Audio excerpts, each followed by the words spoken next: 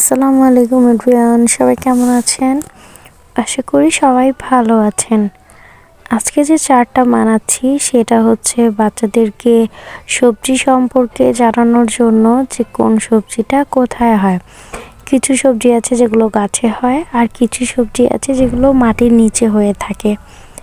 এখন বাচ্চাদের বোঝানোর সুবিধার্থে আমরা একটা গাছের সাথে বিভিন্ন ধরনের সবজি যেগুলো গাছে হয়ে থাকে সেগুলো গাছের সাথে দিয়ে দিচ্ছি, আর যেগুলো মাটির নিচে হয়ে থাকে বা মাটির উপরে হয়ে থাকে সেগুলো আমরা আলাদা আলাদা করে দেখিয়ে দিচ্ছি।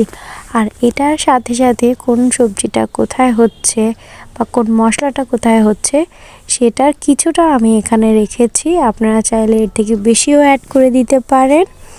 প্রত্যেকটার নাম আমি লিখিয়ে দিয়েছি যেন আমাদের বুঝতে সুবিধা হয়।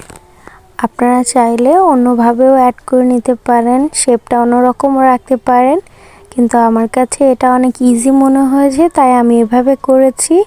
সাথে গাছের কিছু পাতা দিয়ে দিচ্ছি যেন ব্যাপারটা ন্যাচারাল লাগে। দেখেন, ভালো লাগলে আমার ভিডিওটা লাইক আর সাবস্ক্রাইব করে দিবেন আমার চ্যানেলটাকে। আল্লাহ হাফেজ।